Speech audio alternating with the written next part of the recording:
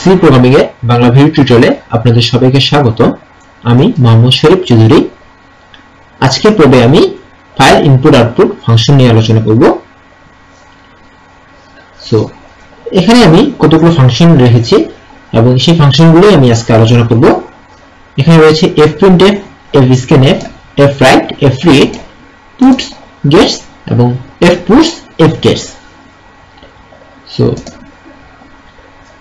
So প্রথমে আসি যে fprintf, fscanf নিয়ে। fprintf এর সাহায্যে ফাইলে কোনো কিছু প্রিন্ট করা হয় এবং fscanf এর সাহায্যে ফাইল থেকে কোনো কিছু রিড করা হয়। সো সবগুলো অপারেশন যেহেতু ফাইল ইনপুট আউটপুট নিয়ে, সো প্রথমে আমি একটা ফাইল পয়েন্টার নিয়ে নিচ্ছি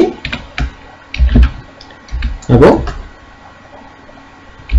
fp = fopen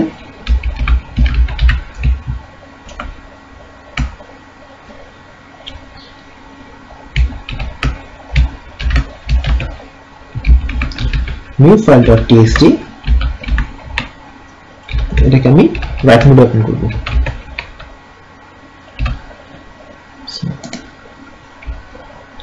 ধরি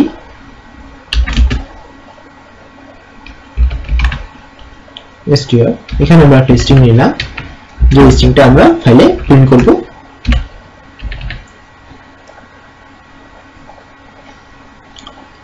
সো এখানে আমি লিখতেছি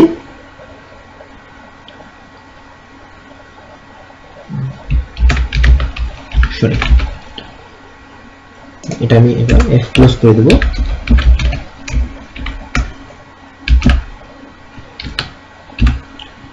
fp আচ্ছা, এবং আরেকটা নিচ্ছি আমি,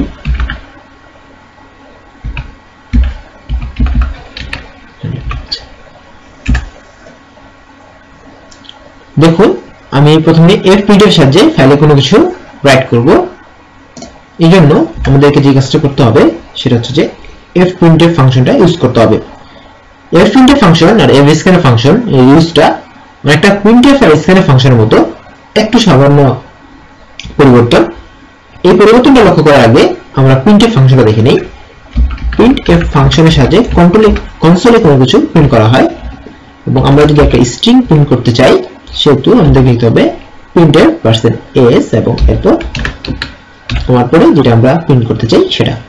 সো এবার আমি যদি এটাকে রান করি তাহলে দেখুন কনসোলে আমরা শরীফ লেখাটি পেয়ে গেছি।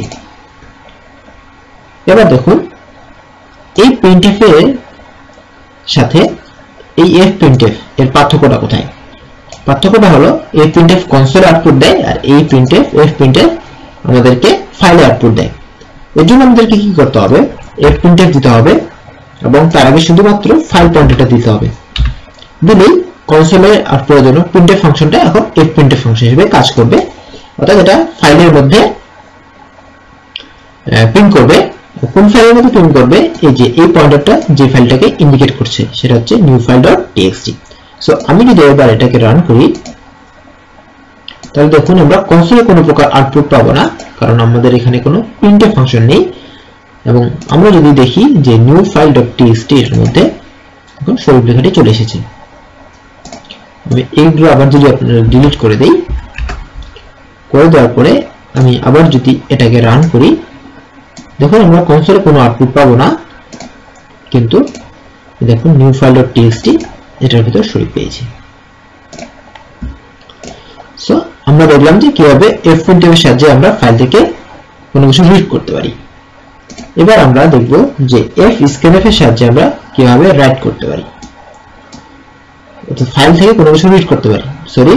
fprintf এর সাহায্যে কিভাবে আমরা ফাইলে কোনো কিছু রাইট করতে পারি এবং ফাইল থেকে কোনো কিছু রিড করার জন্য আমরা এটাকে রিড মোডে ওপেন করলাম এবং এখানে আমরা কি করব? একটা scanf ফাংশনটা ইউজ করব। fscanf scanf ফাংশনের মতোই শুধু আগে প্রথমে ফাইল পয়েন্টারটা scanf এর ফাংশন আমরা s দিয়ে যেটাতে রাখতাম আমরা রাখবো stack 2 তে রাখবো এবং fscanf এর ক্ষেত্রে আমাদেরকে এখানে শুধুমাত্র ফাইল পয়েন্টারটা দিয়ে দিতে হবে। দিলেই আমরা stack 2 এর মধ্যে এই যে ফাইল থেকে একটা স্ট্রিং রিড করলাম এবং এটা আমরা আবার কনসোলে প্রিন্ট করে দেখাবো। যে আমরা ফাইল থেকে কোনো কিছু রিড করতে পেরেছি। সো আমি যদি এবার এটাকে রান করি তাহলে দেখুন শরীফ লেখাটি এসেছে। এই শরীফ কোত্থেকে পেয়েছে? স্টেপ 2 তে। স্টেপ 2টা কোত্থেকে পেয়েছে? সেটা পেয়েছে ফাইল থেকে একটা স্ট্রিং রিড করেছে। দেখুন আমি স্টেপ 2 প্রিন্ট করেছি, যেটা আগে কোনো কিছু ছিল না, তার মানে এখান থেকে ফাইল থেকে এই লেখাটি চলে এসেছে। সো মোটামুটি ভাবে এই হলো fprintf fscanf। fwrite এবং fread সম্পর্কে আমি একটু পরে আসি, তার আগে push এবং gets এটা নিয়ে আলোচনা করি। push এবং gets হলো, push ফাংশন হলো ফাইলে একটা ক্যারেক্টার প্রিন্ট করা এবং gets ফাংশন হলো ফাইল থেকে একটা ক্যারেক্টার রিড করা। সো এই জন্য আমি যে কাজটা করব সেটা হলো যে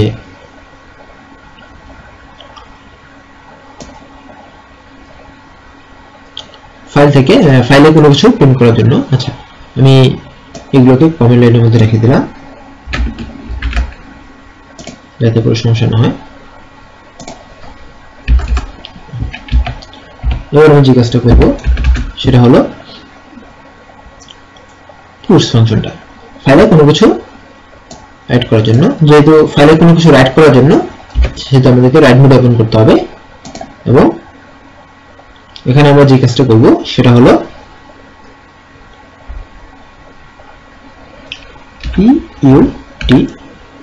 puts। আচ্ছা puts ফাংশনের মধ্যে শুধুমাত্র দুটো জিনিস দিতে হয়, একটা হচ্ছে ফাইল পয়েন্টারটা দিতে হয় এবং আরেকটা দিতে হয় যে আমরা কোন ক্যারেক্টারটা প্রিন্ট করতে যাচ্ছি। সো কিন্তু এই ফাইল পয়েন্টারটা আগে আমাদেরকে দিতে হবে আমরা কোন ক্যারেক্টারটা সেখানে দিতে যাচ্ছি। আচ্ছা আমরা যদি এখানে দিতে চাই আমরা str এর 0তম ইন্ডেক্সে যেটা ছিল সেটা দেব, যদি এটা একটা ক্যারেক্টার এবং fp দিয়ে দিলাম। সো এবার এটাকে যদি আমি রান করি কনসোলে আমরা কোনো আউটপুট পাবো না। এবার আমরা ফাইলটা দেখব, ফাইলে দেখুন শুধুমাত্র s এসেছে। s কেন এসেছে? কারণ আমরা ফাইলে একটা ক্যারেক্টার প্রিন্ট করেছি সেটা হচ্ছে str0 এবং str0 এর মধ্যে রয়েছে s। এই গেল পুশ ফাংশনের মাধ্যমে কিভাবে আমরা ফাইলে করতে পারি, একটা ক্যারেক্টার প্রিন্ট করতে পারি। এবার গেটস এর মাধ্যমে ফাইলে কিভাবে রিড করতে পারি। আচ্ছা গেটস এর মাধ্যমে রিড করার জন্য আমরা এখানে নিচ্ছি, এখানে লিখব যে রিড মোড ওপেন করতে হবে এবং str20 এর মধ্যে আমরা নেব গেটস, নিয়ে ফাইল পয়েন্টারটা দিতে হবে শুধুমাত্র এখানে দিলে এটা চলে আসবে। এরপর আমরা কি করব পুট ক্যারেক্টার এর মাধ্যমে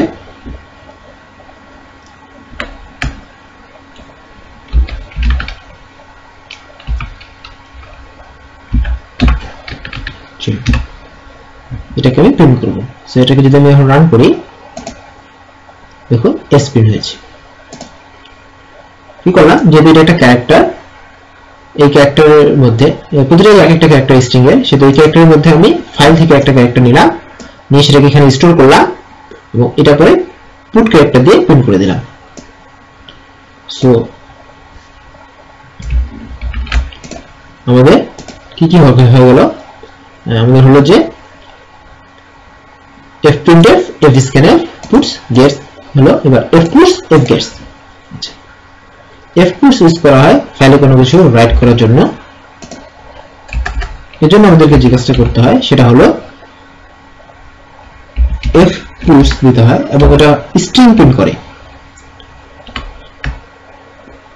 প্রথমে আসবে যে আমাদের প্যারামিটার হিসেবে দিতে হবে যে একটা ক্যারেক্টার অ্যারে, সেটা দিলাম str দিলাম, যেহেতু আমরা এটা প্রিন্ট করব এবং কোথায় প্রিন্ট করব ফাইল পয়েন্টারে। এবং এখন যদি আমি এটাকে রান করি কনসোলে আমরা কোনো আউটপুট পাবো না। আমরা এই নিউ ফাইল.txt এর মধ্যে দেখি শরীফ লেখাটি প্রিন্ট করেছে,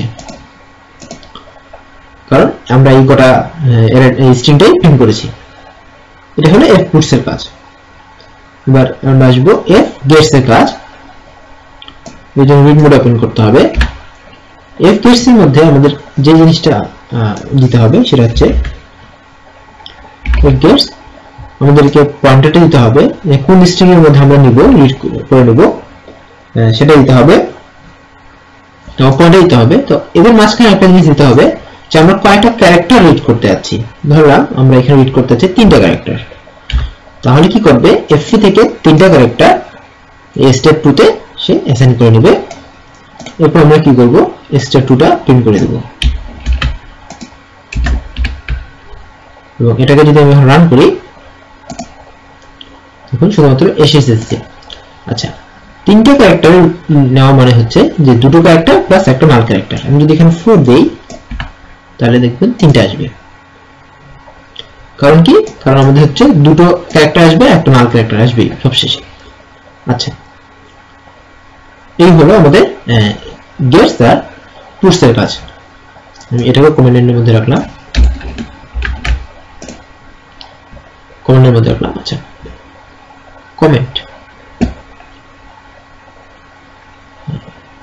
আমি যদি এতক্ষণ ভুল করে কমান্ড বলে থাকি তাহলে সেটা ভুল আসলে এটা কমেন্টের মধ্যে রাখা হয়েছে কমান্ড লাইনটা আলাদা জিনিস সো এখন আমি যে জিনিসটা আসবো সেটা হচ্ছে fwrite এবং fread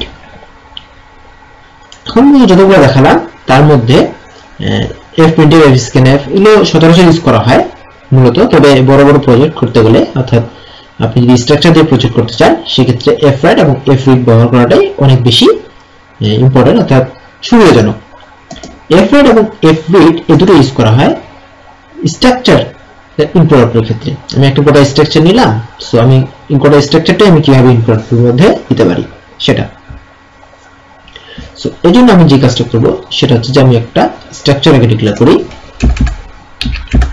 দেখুন struct struct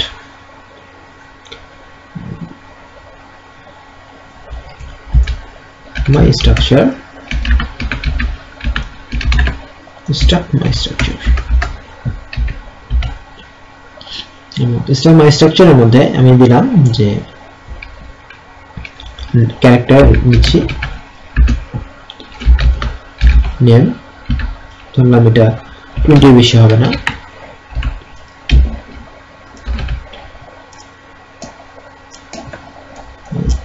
স্টুডেন্ট আইডি এটা ক্যারেক্টার 20 বেশি হবে না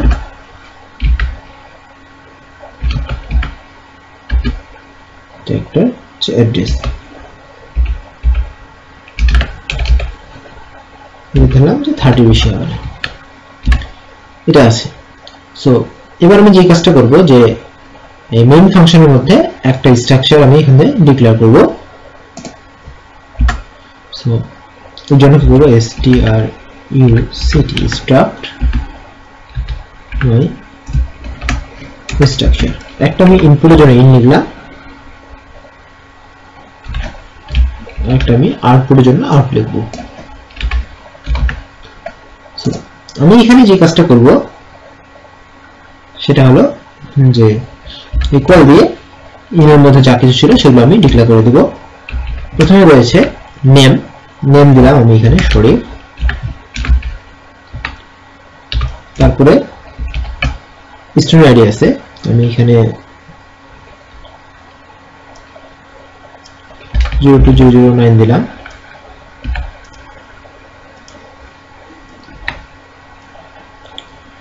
তারপর আমি এখানে লিখব যে অ্যাড্রেসের জন্য আমি এখানে যেটা লিখতেছি সেটা হচ্ছে যে দিনাজপুর লিখলাম সো আমি এখন এগুলো ফাইলে প্রিন্ট করাবো ফাইলে প্রিন্ট করানোর জন্য আমরা ইউজ করব fwrite দেখুন fwrite ফাংশনটা ইউজ করার সিস্টেমটা আমরা যদি ফাইলে কোনো কিছু রাইট করতে চাই তাহলে আমাদেরকে এখানে লিখতে হবে রাইট মোড ওপেন করতে হবে এবং আমরা যখন fwrite ফাংশনটা ইউজ করব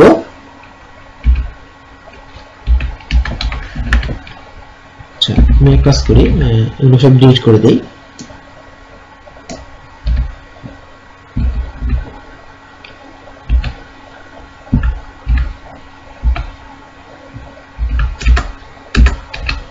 আচ্ছা এখানে লিখব fwrite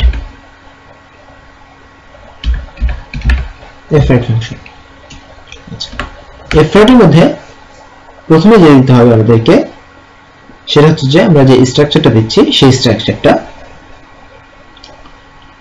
ইন, এবং সেটা দিতে হবে অ্যাড্রেসটা $in। এখান থেকে আমরা কি করব, যে কোনো একটা জিনিস লিখব, তারপর দিতে হবে যে স্ট্রাকচারটা আবার কত বাইট, অর্থাৎ কত বাইট সেখান থেকে আমরা নিয়ে ফাইলে রাখবো। সো এটার জন্য আমরা ইউজ করব সাইজ অফ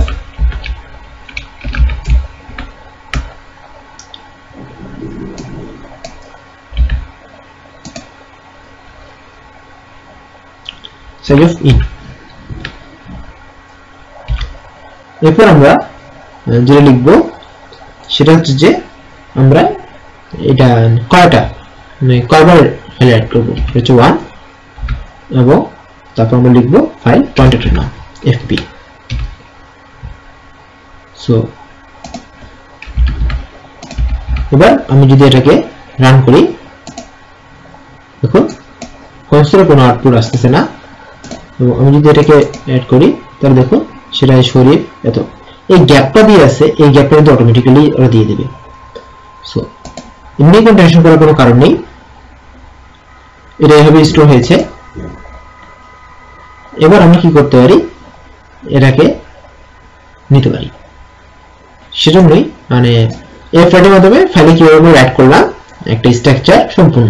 আমাদের কি স্ট্রাকচার কি কি আছে সেটা দেখার দরকার নেই, এভাবে দিলেই হয়ে যাবে, কোনো টেনশন করার দরকারই নেই। সো এবার আমি যে কাজটা করব সেটা হলো এটাকে আমি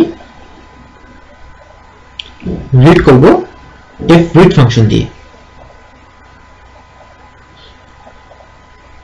এই জন্য লিখবো এখানে fread। সিস্টেমটা একই, এখানে আমরা আউটের মধ্যে নিচ্ছি, নেব আউটের মধ্যে নিয়ে আমরা এবার আউটটাকে প্রিন্ট করব। আমরা সবকিছু প্রিন্ট করব না, শুধুমাত্র প্রিন্টফ ফাংশনের সাথে কমা দিব, দিয়ে আউট